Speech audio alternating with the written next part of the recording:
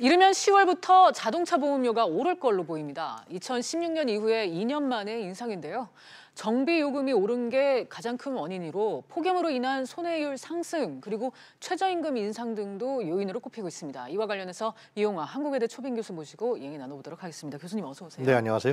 네, 이 급작스러운 자동차 보험료 인상 소식에 많은 분들이 지금 궁금해하고 있어요. 이 2년 만에 지금 인상이 추진되는 건데 왜 갑자기 추진이 되는 거죠? 보험료 인상이라는 것은 이제 업계에서도 상당히 조심할 수밖에 없겠죠. 네. 왜냐하면 보험사가 많지 않습니까? 그래서 또 특히 자동차 보험 같은 경우는 이 소비자들이 뭐 1년마다 이렇게 선택하는 경우가 많아요. 어떤 땐 여기다 하기도 하다.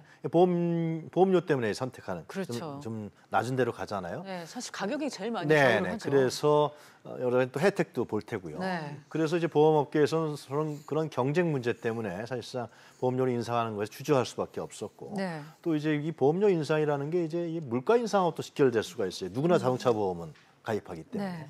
그런 점이 있었는데 지금 업계에서는 일관되게 얘기하는 것은 정비요금이 인상됐다라는 겁니다. 그러니까 국토교통부에서 정비요금을 이제 계산할 때 28,981원은 19.4%가 인상됐기 때문에 이것은 연평균 보험료로 봤을 때는 약 2.9%가 인상 요인이 된다. 네. 그렇기 때문에 이 정비요금 인상이 있기 때문에 불가피하게 자동차 보험을 인상할 수밖에 없다. 이렇게 얘기하고 있는 겁니다. 그러니까 지금 업계의 설명은 정비 요금이 올라서 보험료 인상이 불가피하다. 뭐 이런 설명인 거죠? 그렇습니다. 예. 네. 그래서 이거 사고가 많이 늘어나게 사고에 대한 문제죠. 결국은 네. 사고 부분이 있으면은 결국은 이제 아무래도 이제 정비를 하게 되니까 정비요금이 인상됐으니까 당연히 보험료도 인상돼야 된다 이런 논리인 겁니다. 불가피하다 이렇게 주장하고 있는 거죠. 네.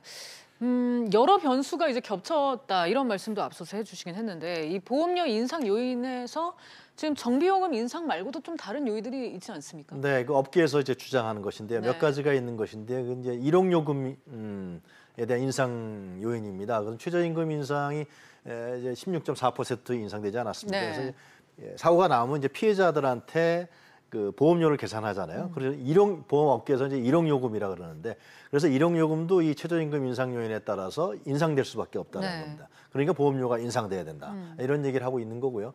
그리고 또 이제 그 손해율이 상당히 올랐다라는 겁니다. 그러니까 이것은 자동차 사고가 많이 늘어났다는 거죠.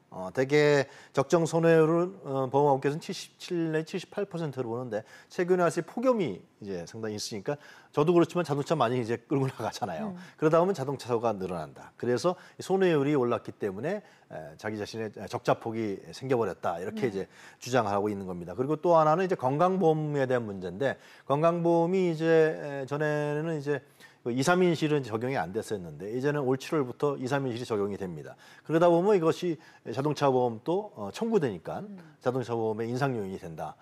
이렇게 좀 주장하고 있는 것이죠. 네.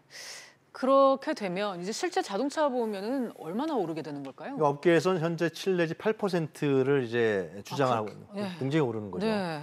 실제로 자동차 보험이 이게 뭐 몇만 원 단위가 아니잖아요. 네. 연간 단위로 계약하게 되면 뭐 50만 원, 60만 원, 뭐 많게는 적게 오는 뭐 3, 40만 원 정도 수준이 되는데 그렇기 때문에 7, 8%는 소비자들한테 상당히 큰 부담이 됩니다. 네. 특히 하반기에 계약을 다시 갱신해야 되는 분들한테.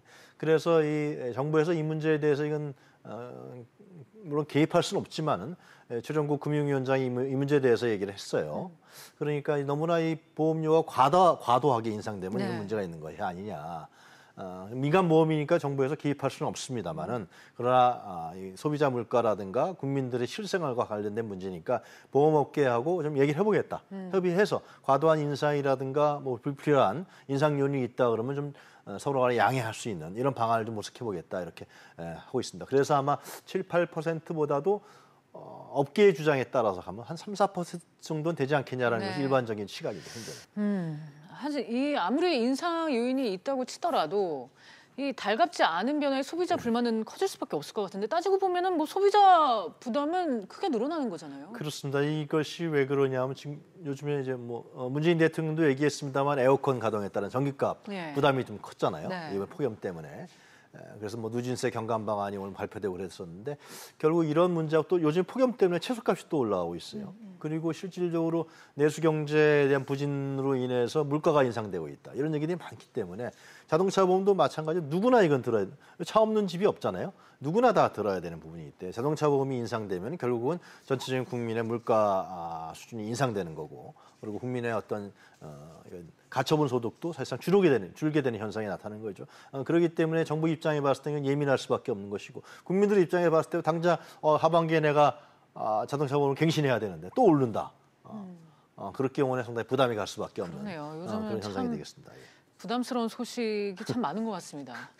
일부 업계에서는 지금 보험료 오르는 게 부담이 되면 특약 등을 활용해서 부담을 줄일 수 있다. 뭐 이런 얘기도 나오던데 이거가 맞는 얘기인가요? 그런 업계에서 그냥 얘기하는 정도 수준 아니겠습니까? 네. 그러니까 보험료가 높으면은 특약 등 여러 가지 그 옵션들이 있으니까 그걸 활용해서 좀 소비자들이 경감하면 되는 거 아니냐라는 건데, 그건 그 전부터 있었던 거예요. 그러니까 이 보험료 인상과는 사실상 관계가 없는 것이죠. 네. 그럼 특약을 확대하든지 그래야겠죠. 보험료 인상되면은 특약 조건들도 확대해서 이런 특약들이 플러스가 됐으니까 보험료 인상에 따른 부분들을 경감하세요. 이렇게 해야 되는 것인데, 특약은 그대로 있으면서 보험료 인상한다. 이렇게 되면 소비자들을 현혹시키는 그런 결과를 나타낼 수밖에 없을 것 같습니다. 네, 이 자동차 보험료 인상에 있어서 이제 금융당국이 어느 정도까지 관여를 할 수 있는 그런데 건가요? 이게 자동차 보험이 의료보험 같은 경우는 국가에서 지금 의료보험 공단이 있어서 관리를 하지만, 네. 자동차 보험이라는 것은 이 공제적 성격이 있는 것이고 공공적 성격이 있는 것은 분명한 것 같아요. 이건 누구나 다 가입해야 되는 거 아닙니까? 그리고 웬만한 사람 누구나 다 차를 한 대씩 부여하고 있기 때문에, 그래서 이러한 성격이 있는데 불구하고 또 민간 보험사가 이 문제를 다루고 있고, 또 이것은 대기업이 사실상 또 이 보험업계를 장악하고 있단 말이죠. 그러니까 중소손보사는 상당히 경쟁에서 밀리면서 적자가 계속해서 가중되고 있는 형편이란 말이죠. 이런 부분들을 어떻게 해결해 나갈 거냐라는 게 참 이게 쉽지는 않을 것 같습니다. 그러나 금융위원회에서 이 문제에서 대화로서 해결하겠다는 것은 자동차 보험의 공제적 성격이 있고 공공적 성격이 있기 때문에 그렇습니다. 그래서 이 문제에 대해서는 업계에서도 그런 공제적 기고 공공적 성격이 자동차 보험에는 있으니까 뭐 자구 노력이라든가 아니면 지금 온라인을 통한 보험 부분들은 많이 확산되고 있지 않습니까? 이러면 사업비가 절감될 수가 있어요, 실제로. 그런 부분에 대해서 예를 들면 정부에서 뭐 장려한다든가, 소비자들도 예를 들면 뭐 누구 전화로 한다기보다도 온라인으로 하게 되면 상당히 절감되니까, 그런 여러 가지 자구 노력과 어떤 소비자들의 보험에 대한 경감 방안, 아까 말씀드린 대로 이제 형평성 문제가 있지만 특이하게 확대라든가 이런 부분들이 종합적인 좀 대책이 하나하나 좀 나와야 되지 않겠냐. 그래야만 소비자들 부담들이 좀 줄어들 수 있다, 이런 생각이 듭니다. 네. 근데 저 궁금한 게요. 이렇게 모두가 보험회사들이 보험료를 인상할 때 만약에 한 회사가 보험료를 올리지 않으면 뭐 소비자들이 그쪽으로 많이 몰리거나 뭐 이런 경쟁력이 생기지 않겠습니까? 그렇습니다. 그래서 그 경쟁이라는 게 이것이 이제 경쟁이기 때문에 경쟁의 조건과 어떤 이것도 뭐 내부까지 들어가면 규제 문제가 있겠죠. 그런 부분을 정부에서 좀 세밀하게 검토해 볼 필요가 있어요. 그래서 경쟁을 통해서 결국은 그 경쟁이 소비자들한테 이득이 플러스가 가는 방안. 결국 이것은 뭐 지금 국가에서 관리하는 게 아니기 때문에 그런 방안들도 한번 금융위원회라든가 뭐 보험개발 보험 관련 우리 기관이라든가 이런 부분에서 좀 고민해 볼 필요가 있지 않냐 생각이 듭니다. 네. 보험료가 오르는 게 지금 이제 예고된 상황인데 소비자의 부담 당연히 오르게 돼 있죠. 금융당국이 이 조율을 제대로 할 수 있을지 좀 지켜봐야 될 것 같습니다. 교수님 오늘 말씀 여기까지 들을게요. 감사합니다.